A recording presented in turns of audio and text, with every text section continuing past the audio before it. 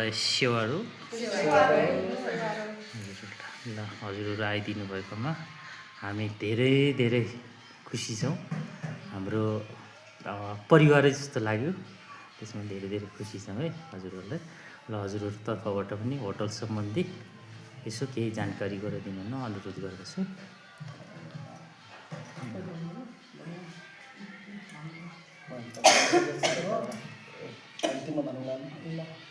धन्यवाद। म सावित्रा म्याङ्गो लाबु हुँ है। म बिर्तामोड 4 बस्छु, झापा।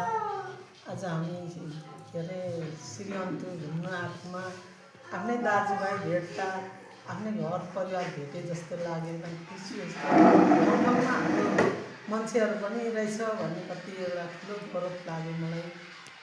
एउटा देवर रहेछ, काका काकी रहेछ, कति खुसी लाग्यो। यसरी हाम्रो पनि अरू जातीयले मात्रै दुनियाँ व्यापार व्यवसाय गरेर खान्छ, तर हाम्रो जातले नि, हाम्रो याक्थुङबाले पनि यस्तो राम्रो कामहरू गरेर बस्दा एकदम गौरव लाग्यो मलाई।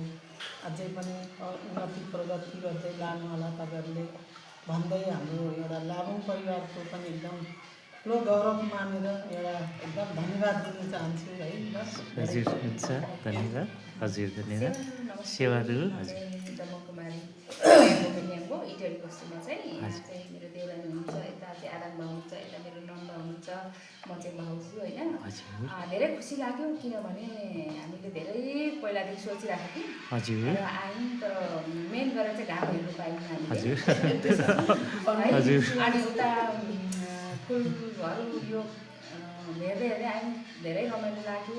फुल पनि असिनाले फुटेर झरी गएको रहेछ र रमाइलो लाग्यो। र हामीले सोधखोज गरेर यता नम्बरले चाहिँ फोन गर्दै गर्दै आउनुभयो, भरे भन्दा आफ्नै मान्छे आफ्नै जिल्लाको हुँदो रहेछ होइन। धेरै खुसी लाग्यो। त्यसको लागि चाहिँ अब अरूले पनि आइदिनु होला। राम्रो छ बस्नको लागि, खानको लागि एकदम राम्रो छ, रमाइलो पनि छ होइन। रमाइलो गर्ने माथि 4 तला माथि रहेछ होइन। र खानापिना पनि राम्रोसँग पाइन्छ, एकदम साफ सफाइ, एकदम कन्फिडेन्सको साथमा आउनु होला होइन। लाबुङ होटेल निसुम होटल होटेलमा आउनु होला है। एकदमै रमाइलो छ, राम्रो छ, साफसफाइ एकदम क्लिन कट छ है।